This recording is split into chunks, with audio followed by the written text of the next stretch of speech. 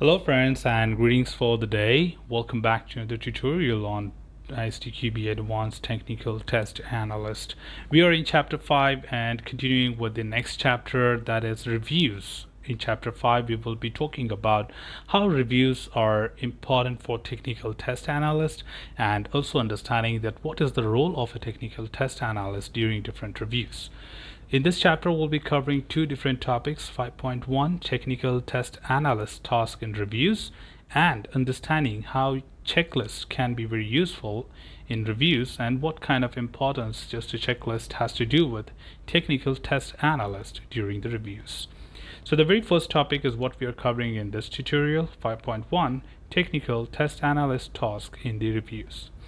So in summarization, first of all, we should recall the different fundamental concepts which we learned in foundation about reviews, that what exactly is a review, what is static testing, how it is helpful to find defects early in the life cycle, and also at some point of time we have different approaches being used, different techniques being used within reviews. And also when you talk about different types of review, we have informal, walkthrough, technical, and inspection.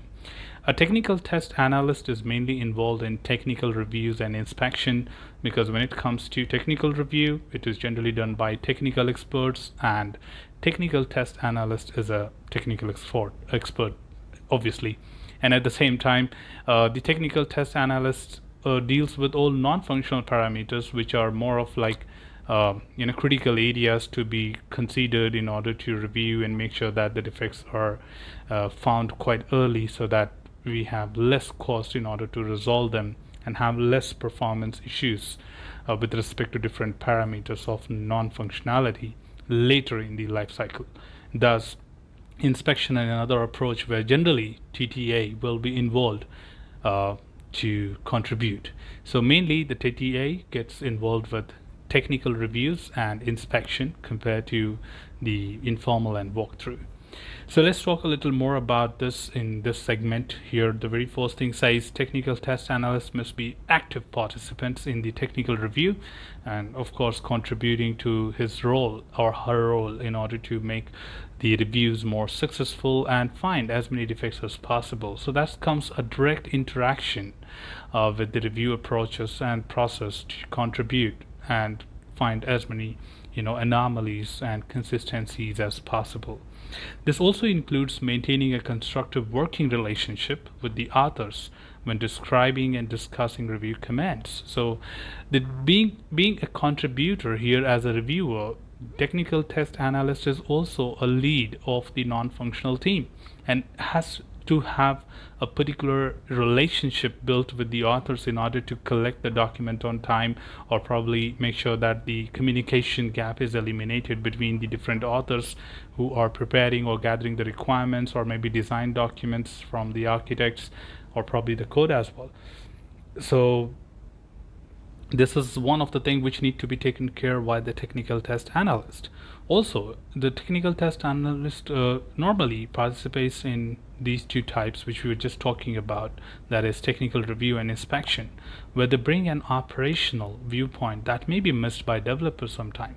In addition, the TTA plays an important role in the definition, application, and maintenance of review checklist and defect severity information. A good review includes understanding what is written, determine what is missing. So generic type of defects which you can actually find with static testing is what important for the review process to organize and have. If in case you think that some of the things are missing, you try to overcome those barriers and prepare well for those things in advance. Additionally, regardless of what type of review is being performed, the technical test analyst must be allowed adequate time to prepare.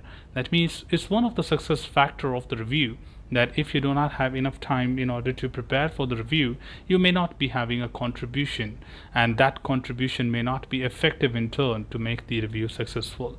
So there are a lot of such parameters to be checked and organized in such a way that the reviewer, including the TTA, must have enough time in order to support and make the review successful. Another thing is when reviewing an integration test plan, this is another example to understand that how technical test review can test analyst can contribute. During the integration test plan, the TTA must also consider the items that are being integrated. For example, are they ready to integration? Are there dependency that must be documented? Is there any data available to test the integration points? So it's just not that being into the functional reviews, the TTA can actually contribute from the non-functional point of view, because you know that unit integration systems are more of functional driven approach, but they have a lot of minor things which get started right from the functional levels. Thus TTA has to be a part of it in order to contribute from the expectations of the quality characteristics and make sure that if they have enough information in order to cover those non-functional parameters as a part of it. So that's what is really important from the role and task of a TTA in order to contribute in reviews and make it a successful one.